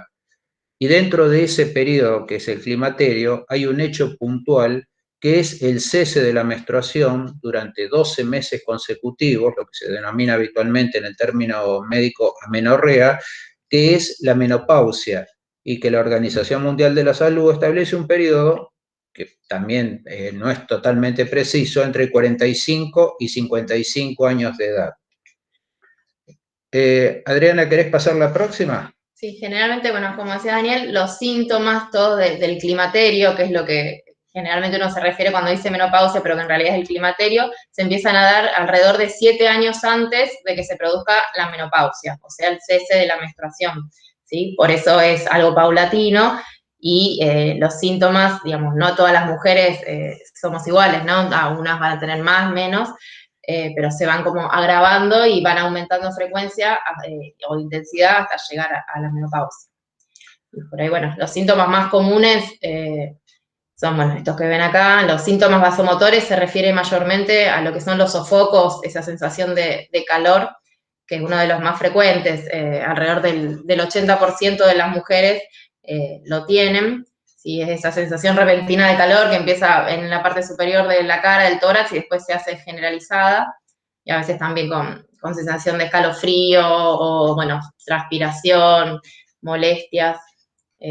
Esos sofocos muchas veces se dan por la noche, entonces también producen molestias para dormir. Y bueno, eso es lo más común, digamos, y generalmente duran algunos minutos, y también es muy variable de mujer a mujer. Hay mujeres que refieren que tienen 1 o 2 por día, y hay otras que les resulta insoportable, que es todo el día, todo el tiempo, no saben cómo controlarlo, digamos. Y en contrapartida también está la mujer que refiere que no sabe lo que son los sofocos, que nunca los tuvo en su menopausia. son excepcionales, pero uno ha tenido pacientes que han referido eso, que no saben lo que son los sofocos, es un mínimo porcentaje. Bueno, y después... no sé si querés decir algo. Miriam, si querés decir algo. No, yo levantaba la mano como para decir, soy yo una de esas. Bueno, entonces estás en el porcentaje. A mí también me pasó, no tuve sofocón, nada. Bueno, entonces ¿ves? Ya tenemos dos más que van a engordar el porcentaje ese mínimo.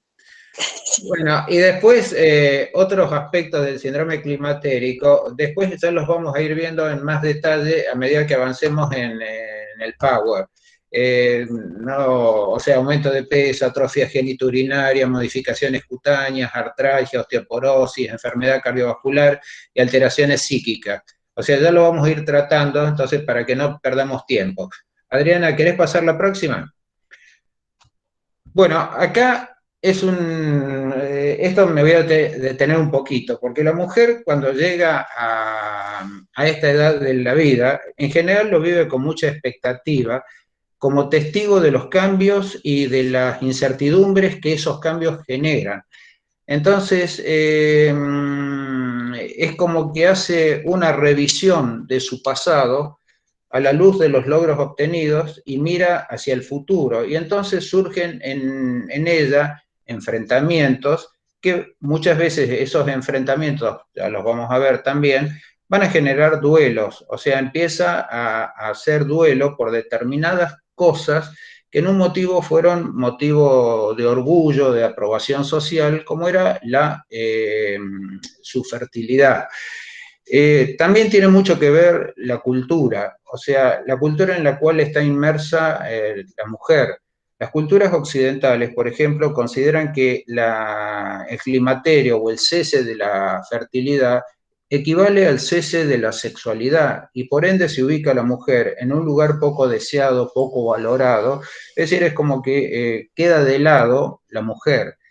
Todo muy diferente a la mujer que vive en una cultura oriental, donde lo toma como una cosa natural, un hecho fisiológico que en algún momento de la vida va a ocurrir. Entonces es como que es una liberación y una puesta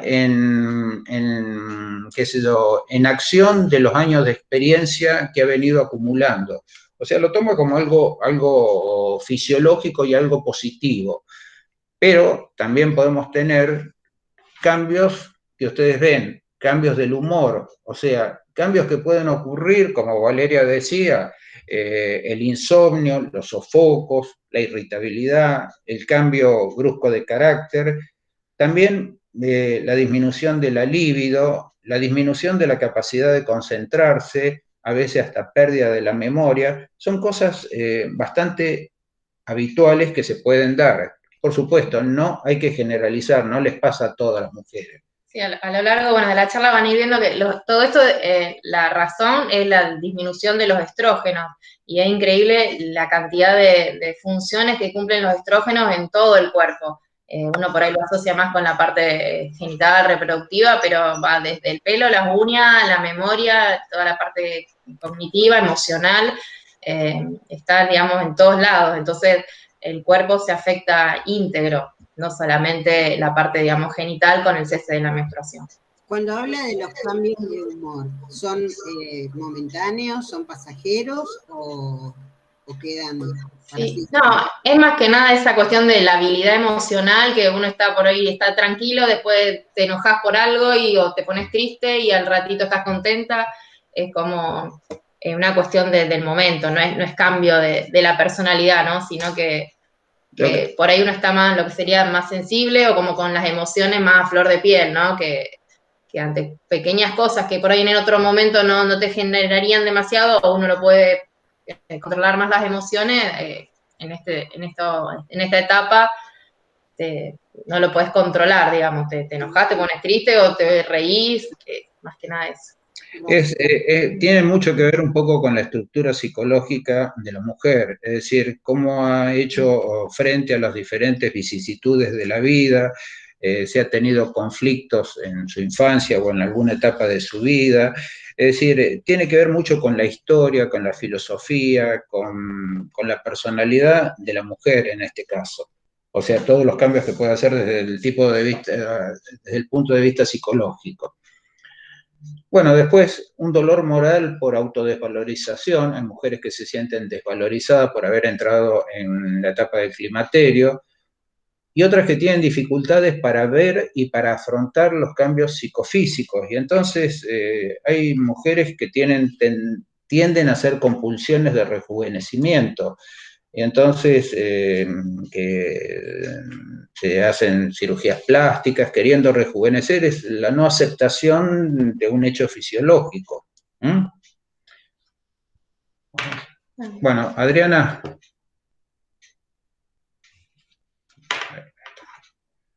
Bueno, esto es un poquito alguno de los mitos que, bueno, por ahí parecen sencillos, pero siempre viene bien aclarar, bueno, cuando hablamos de menopausia no es una enfermedad, ¿no? Es una etapa más de la vida, eso es algo que tiene que quedar bien claro, que es una etapa, un proceso, y hay que vivirlo como tal, ¿no? Son cuestiones fisiológicas y, como decía Daniel, aceptar los cambios, que forma parte del envejecimiento y de la vida, ¿no? No tomarlo como algo negativo, ¿no? Sino como una parte más de la vida. Después, otro mito que es un cambio brusco, ¿no? Es una cosa que generalmente puede llevar de 1 a 2 años, a veces hasta 3 años, que después de la menopausia se terminan las relaciones sexuales, un poco lo que yo les adelanté antes, que tiene que ver un poco con la cultura en la cual está inmersa esa paciente, o esa persona, no le digamos paciente. Que a veces está por ahí muy ligado a, digamos, tomar a la sexualidad con un fin reproductivo. Entonces, bueno, como se termina la etapa fértil de la mujer, se termina la sexualidad. Y bueno, hoy en día sabemos que eso no es para nada así y por suerte, digamos, la mujer vive su sexualidad de otra manera, ¿no? Pero al contrario, se disfruta mucho más. Claro, exacto. Muchas veces pasa eso. Bueno, después vamos a ir diciendo por las razones, pero sí. Después, que el sangrado irregular es indicador de neoplasia. No, eso no tiene nada que ver. Puede ser indicador de una neoplasia, pero también puede ser que la mujer puede tener un sangrado en su periodo menopáusico por una atrofia de endometrio, es decir, el endometrio, que es la parte más interna del útero, de donde se desprendía la menstruación, que está tan atrófico que a veces sangra sin ningún motivo. O también puede ser motivo que sangre que tenga lo que se llama una sinusorragia posterior a una relación sexual o intracoito, y bueno, que a veces también por la atrofia de la vagina, por la fricción de la relación y una no adecuada lubricación, puede tener una pequeña genitorragia o sinusorragia, y no es indicativo, no es significativo de una neoplasia. O sea que eso también es otro mito que existe, que cualquier sangrado ya es maligno. Bueno, otro de los mitos, las enfermedades cardíacas son problemas masculinos. Esto, bueno, está más que comprobado que los estrógenos son protectores, ¿no? De todo el sistema cardiovascular. Entonces, bueno, a partir del climaterio, cuando descienden los estrógenos, los riesgos de enfermedad cardíaca aumentan, ¿no? Por una cuestión de que aumentan los lípidos, toda la parte de la fibrinólisis, digamos, la coagulación de la sangre también. Entonces, bueno, es una de las recomendaciones, ¿no? Los controles cardiológicos. No, otro mito, que la menopausia siempre genera depresión, es un poco lo que decíamos antes, tiene mucho que ver con digamos, la parte psicológica de esa mujer, la formación psicológica. No es tan así. Que la menopausia es igual para todas las mujeres. Bueno, la mejor ejemplo es Miriam y Silvia, que no se enteraron lo que eran los sofocos, y hay un porcentaje alto que saben lo que son sofocos. Entonces ahí tienen, por ejemplo, un ítem para hacer la diferencia. Y que no hay tratamiento seguro ni medidas de prevención, eso también es una cosa, es una historia imaginaria que no quiere ver las realidades. Es decir, no se va a prevenir o no se puede evitar la menopausia, pero sí ayudar a que se viva con una mejor calidad de vida, eso seguro. Que después ya nos vamos a referir. Adriana. ¿El título no lo podés mostrar? Sí. Bueno, ahí está. Bueno, esto lo trajimos más que nada que tiene que ver un poquito con lo que estábamos hablando antes, que se relaciona muchas veces el climaterio con el cese del erotismo. Y no es así, el erotismo es el conjunto de deseos, sensaciones, sentimientos, emociones que tenemos todos los seres humanos. El placer erótico es una cosa que con cualidades diferentes se va a estar presentando a lo largo de la vida. Puede cambiar la forma de expresarlo, de sentirlo, de manifestarlo, pero el deseo sexual nunca va a desaparecer. Puede, a veces, por medicamentos, por enfermedades, por causas psicológicas, disminuir un poco y ser lo que se llama el deseo sexual hipoactivo. Pero el deseo está presente a lo largo de toda nuestra vida, desde el momento que nacemos, porque somos seres sexuados y sexuales. Entonces, eso no puede desaparecer nunca. Y hay una comparación de lo que es el erotismo, que lo hace un autor, en estos momentos se me fue de la cabeza, Alex Comfort, que dice que el erotismo es como un gourmet, que no solamente disfruta la comida, sino que el placer de la comida está en apreciar los ingredientes que lo aderezan. Bueno, y el erotismo es lo mismo. El erotismo es una cosa infinita, es una construcción social, no es una construcción social, perdón, y es algo que se modela individualmente y tiene la particularidad que es una característica específicamente de la especie humana. Esto es más o menos algo que queríamos traerles como para que vean la importancia de que el placer erótico nunca desaparece, nunca va a caducar.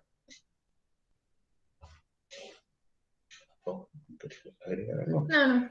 Qué buena noticia. Bueno, aleluya. Ese es el leitmotiv de este taller. Bueno, si bien es así, tal cual, ¿no? Y es bárbaro esto del erotismo, pero bueno, tampoco hay que negar que hay cambios y esos cambios también, digamos, hay que ser realistas, ¿no? El cuerpo va envejeciendo y hay cambios a nivel de la sexualidad, cambios locales, como veníamos hablando, cambios generales y a nivel de la respuesta sexual. Por ahí, bueno, ya hablamos un poquito. Vos sabés que Adriana, en el Power que tenía yo había puesto para hablarles un poquito de la respuesta sexual. No sé si, bueno. El que sigue. Sí, pásalo, Adriana, igual, pero no está en este, lo tengo yo en el mío.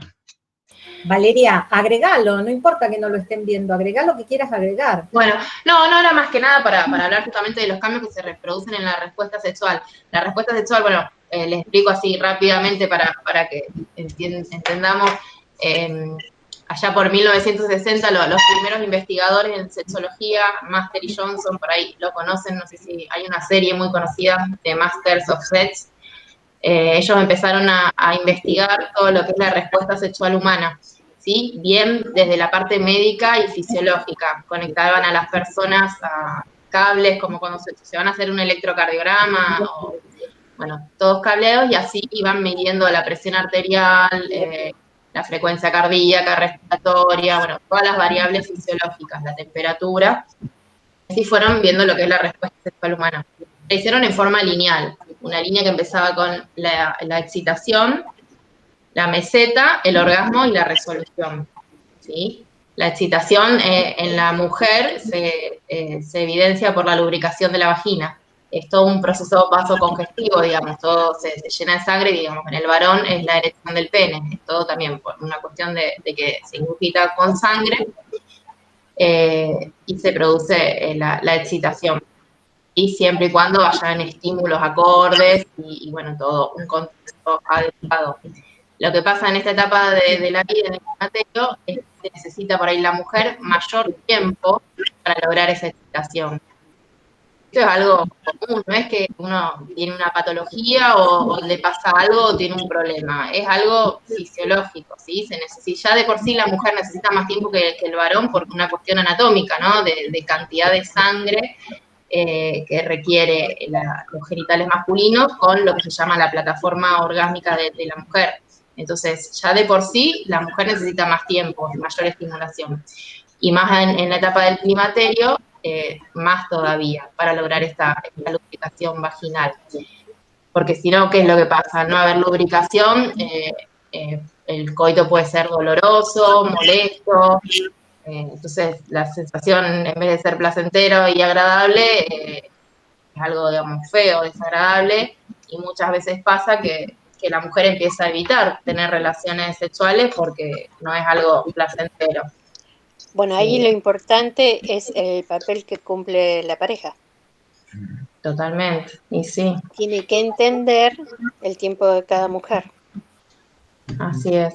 Y sí, mayor lo que digamos, mayor juego. Nosotros, digamos, lamentablemente la cultura, si bien se va cambiando y se empieza a hablar, pero sigue siendo coitocéntrica, digamos, para muchas personas las relaciones sexuales son el coito, nada más. Entonces, bueno, Además, claro, buscar variables, todo lo que se denomina el juego previo, besos, caricias, distintos tipos de prácticas eróticas para aumentar la excitación, ¿no? Que eso en realidad lo deberíamos hacer siempre, por eso también una de las cosas que decimos es que la sexualidad de una persona en el climaterio o un adulto mayor, digamos, a partir de los 50, 60 años, va a depender mucho de cómo fue su sexualidad previa, cómo lo vivió antes. Sí. Así es. Y también es importante el diálogo en la pareja. ¿Qué me gusta? Pedir, ¿por qué no? Que a cada uno le guste y para que el otro sepa lo que al otro. Yo creo que para poder hacer eso tenés que primero conocerte vos para poder saber qué es lo que te gusta, ¿no? Sí, totalmente. Generaciones, en nuestra franja etaria, digamos, no todos por ahí, como hoy hacían referencia a la cultura, no todos pueden salir de ese lugar para poder expresar lo que quiero, ¿no? Hay un artículo que dice tratar de que el disfrute sea, en una relación, tratar que el disfrute sea el protagonista. Y yo creo que se logra hablando como en cualquier relación, ¿no? Y sí, totalmente. La comunicación es fundamental. Eso de que esperar que el otro sepa y que el otro adivine, lea la mente, es imposible. No nos lleva a nada más que... También venimos de una cultura de tabúes. También venimos de una cultura que reprimía todo lo que era la autoexploración, el conocernos, o sea, también venimos con esa carga, los que tenemos estas edades en este momento, que hay que empezar a hablar para romper esto, ¿no? Esto claro, hay mujeres que no hablan sobre la masturbación. Claro, como decía Miriam, muchas veces es imposible decirle al otro qué es lo que me gusta si yo ni siquiera sé lo que me gusta, porque hay personas que no saben, porque nunca autoexploraron o les dieron importancia. Por eso, una cosa que es muy importante tener en cuenta es el cuerpo, porque no hay vida sin cuerpo y sin historia. Entonces, todos tenemos un cuerpo que muchas veces pocos se toman el trabajo de tratar de comprender la forma de comunicación que busca el cuerpo. Entonces llega un momento en que se empieza a trabajar más con la mente que con el cuerpo, y entonces se olvidan, piensan todos que tienen un cuerpo, cuando en realidad somos todos un cuerpo. No tenemos un cuerpo, somos un cuerpo en donde se reflejan nuestras sensaciones, nuestros sentimientos, nuestras emociones, nuestros temores, nuestros estados de ánimo. Pero muchas veces el cuerpo es desvalorizado, o sea, no se le presta la atención. Y eso es también muy importante tener en cuenta. Explorarlo, experimentarlo, dar permiso, recorrerlo. Eso tiene un valor muy importante. Bueno, siguiendo un poquito con esto de la respuesta sexual, bueno, antes le comentaba la parte de la excitación, después viene la meseta, que en la meseta es como que se aumenta todo, digamos, sigue habiendo una estimulación apropiada, aumenta más la frecuencia cardíaca, respiratoria, la presión, bueno, la excitación, la coloración de la piel, y finalmente se llega al orgasmo. bueno, durante el orgasmo también es diferente en la etapa del climaterio. Muchas veces pasa que cambia, digamos. El orgasmo durante toda la vida de una persona puede ser variable, ¿no? No es que siempre es muy variable también en intensidad, en duración, si bien son milisegundos, pero durante el climaterio puede ser que sea o aún más corto, bueno, en los varones, bueno, también va variando, porque pasa que las contracciones que se dan en el útero son menores, digamos, disminuyen las contracciones. Entonces, una de las cosas que se recomienda para esta etapa son los ejercicios para el piso pélvico, no sé si conocen los ejercicios de Kegel, que se recomendaban mucho también para fortalecer el piso pélvico, para evitar la incontinencia urinaria o después del parto, mujeres que han tenido un parto vaginal para evitar prolapsos. Bueno, esos mismos ejercicios, o también vienen distintos dispositivos como las bolas chinas, como todos, para aumentar la musculatura del piso pélvico y que esos orgasmos sean más agradables, más placenteros. Bueno, y después viene la etapa de resolución, que es cuando vuelve todo, digamos, al estado basal, ¿no? Se produce toda una relajación y se vuelve a la etapa previa. Esto fue, digamos, una respuesta sexual lineal que describieron estos científicos, ya les digo, allá por 1960. Después una mujer siguió investigando y a esta misma respuesta lineal le agregó antes la etapa del deseo, ¿sí? Helen Kaplan se llama esta mujer, que pensó que para que todo esto empiece, digamos, tenía que haber un deseo, esas ganas, y que todo eso tenía que ver con una parte cerebral, de tener ganas de tanto de dar como de recibir, ¿no? Involucra todo el sistema límbico y prefrontal. Y después, bueno, otra mujer también empezó a investigar, o veía muchas mujeres que iban a la consulta que se sentían que tenían algún defecto, que estaba mal, porque no tenían esta respuesta así tan lineal. Digamos, las relaciones eróticas tampoco es que son lineales, que empieza como si hubiera una receta que hay que empezar, bueno, un beso, las manos, sexo oral, así, asá, pasar tal posición a otra, digamos. Es sumamente variable, personal, y una puede hacer una cosa una vez, después otra. Bueno, entonces muchas mujeres se sentían que como que no entraban dentro de esta línea de todo esto. Entonces, bueno, Bason diseñó lo que se llama la respuesta no me sale. Circular. La respuesta circular, donde hay un montón de factores, ¿no? Y dentro de todo ese montón después, bueno, se lo voy a pasar el gráfico así, si lo ven. Dentro de todos esos factores está la parte emocional, la parte de la intimidad, la parte de la relación vincular con la pareja, las experiencias previas, son, digamos, como que un montón de cosas influyen también en ese momento. No es solamente una cuestión fisiológica de, bueno, deseo, tengo ganas y se produce una relación sexual. Que al contrario, en la mujer muchas veces pasa que no está ese deseo innato. Es muy frecuente escuchar más la queja de las parejas, de decir, no, mi mujer nunca tiene ganas, nunca me busca. Y muchas veces pasa que no está ese deseo innato, pero después empiezan con besos, caricias o una situación de intimidad, de pasar un momento juntos, ver una película y a la mujer le empiezan a dar ganas. Y eso es algo sumamente frecuente. Más también en relaciones de pareja ya establecidas de mucho tiempo, donde no es lo mismo una pareja nueva que recién se conoce, que está experimentando y viviendo todo nuevo, a una pareja de muchos años de estar juntos, donde por ahí ya la rutina va cambiando o va haciendo, no es que surge este deseo espontáneo, ¿no? Y acá también los estrógenos ayudan, o no ayudan, digamos, a que surja ese deseo. Hay una disminución del deseo. Si bien el deseo está más relacionado con la progesterona, que no disminuye en el climaterio, pero hay un gran porcentaje de mujeres que refieren una disminución del deseo sexual y más del deseo espontáneo. La otra, Adriana.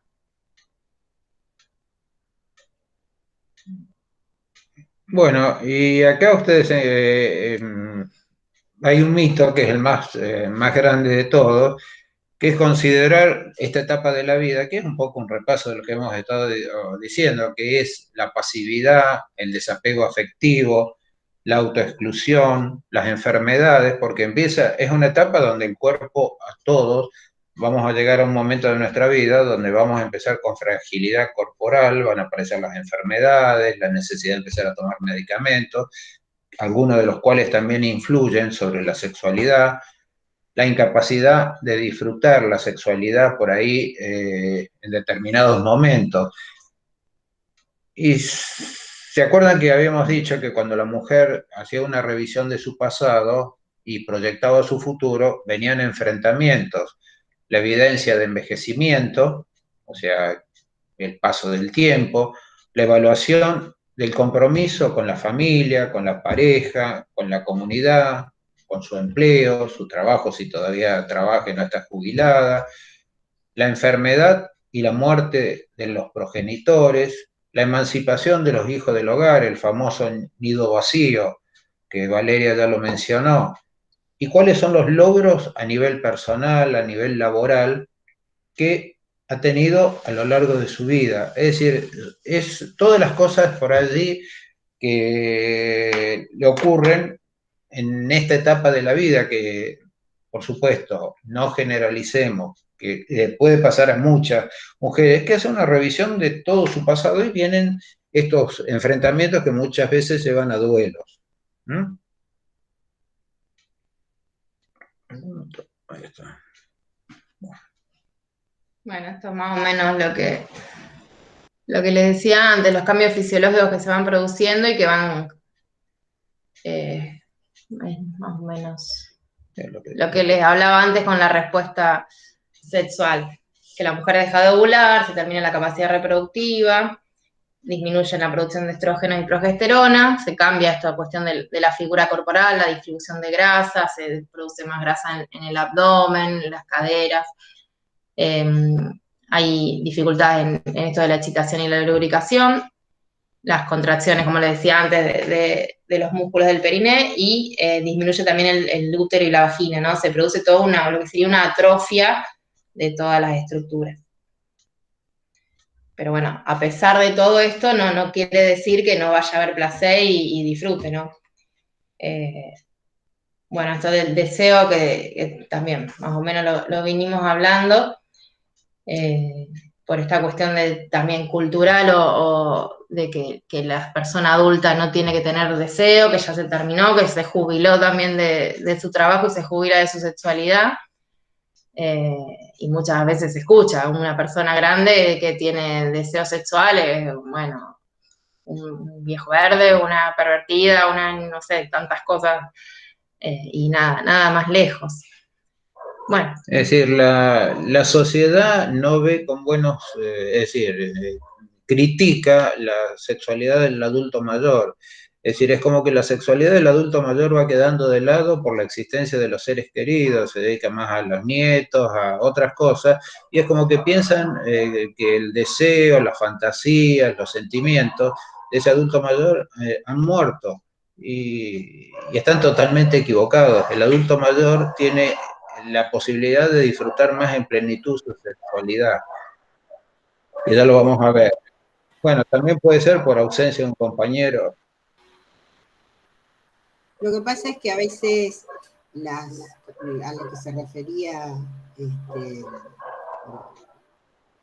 el señor, no me acuerdo el nombre. Daniel, también suele ocurrir porque es como que se considera, la sociedad, no todos, ¿no? Pero la sociedad considera que la mujer ha muerto, quedó la mamá, quedó la abuela, quedó la tía, pero la mujer no es tiempo, es como que ya pasó.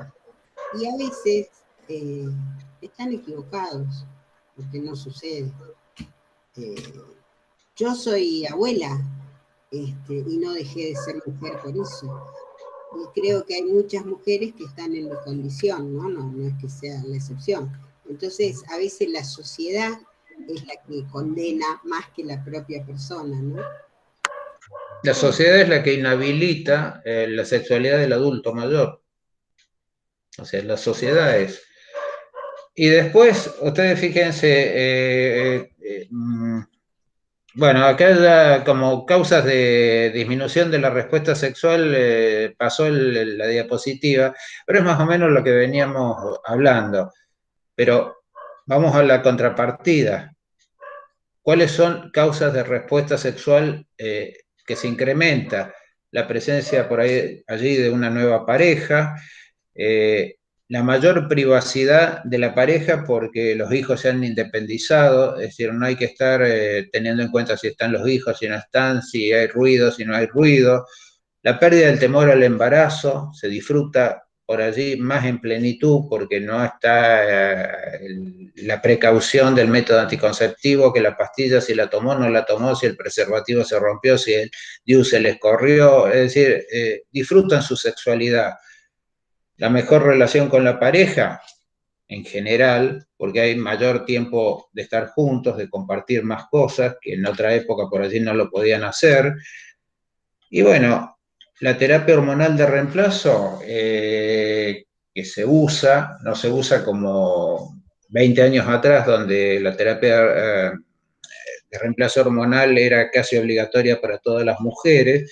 Hoy se busca hacer la prevención, mejorando la calidad de vida, haciendo actividad física, cuidando la parte alimenticia, y eso también sirve, no es lo mismo que una terapia de reemplazo, pero también cumple una función muy importante.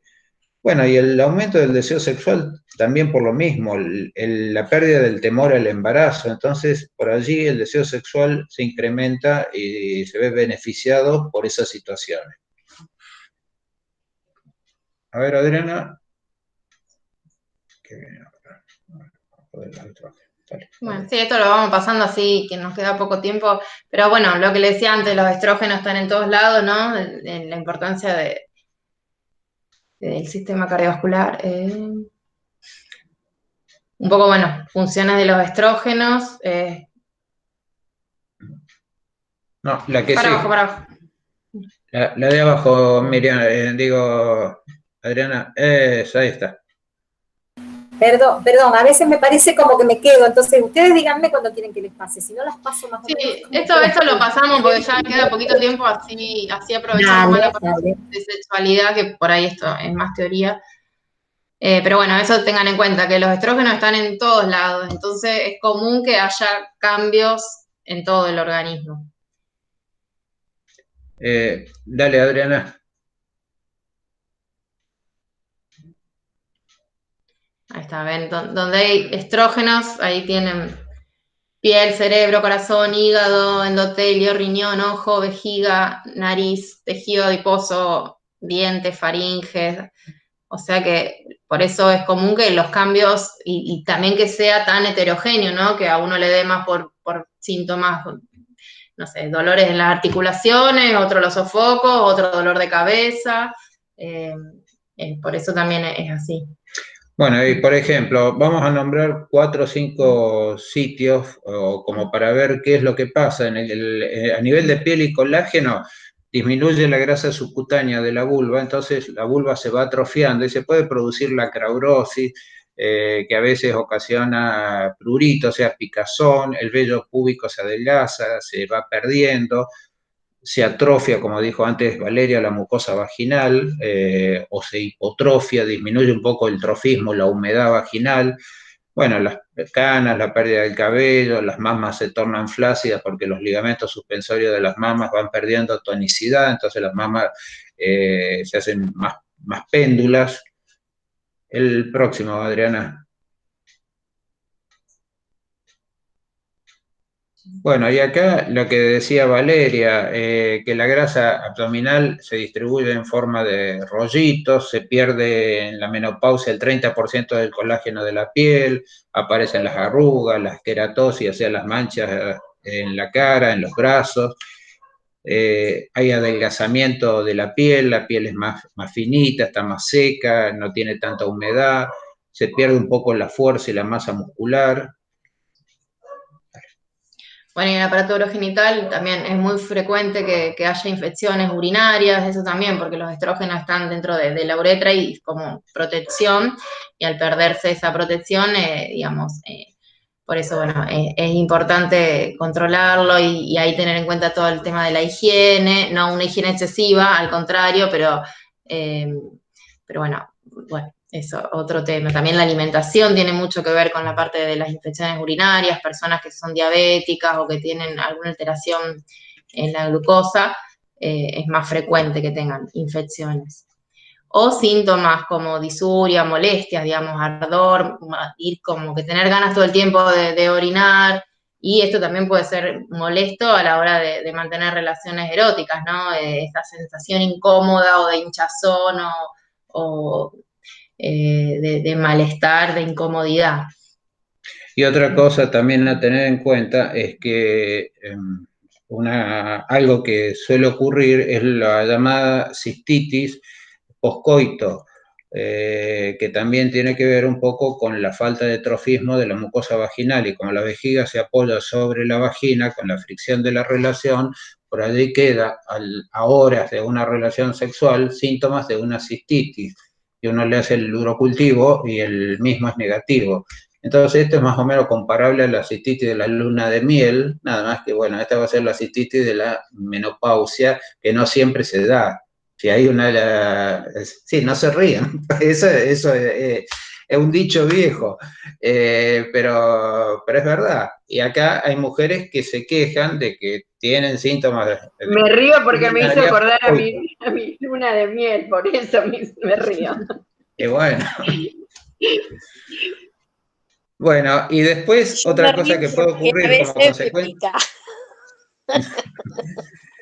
Otra cosa que puede ocurrir como consecuencia de la misma atrofia es la incontinencia de orina, que no es necesariamente siempre por prolapso, a veces por la misma hipotrofismo de la mucosa vesical. Se puede producir, me pasa. Claro, y no es prolapso, pero eso, bueno, hay estudios, el estudio dinámico, el examen físico, para determinar cuál es el tratamiento a seguir. Así es. A ver, Adriana. Bueno, también efectos visuales, que es muy frecuente que una disminución de la agudeza visual, o sea, empezar a ver menos, que esto uno lo relaciona con la edad, ¿no? Después de los 40 años ya empieza a ver menos, pero bueno, también tiene que ver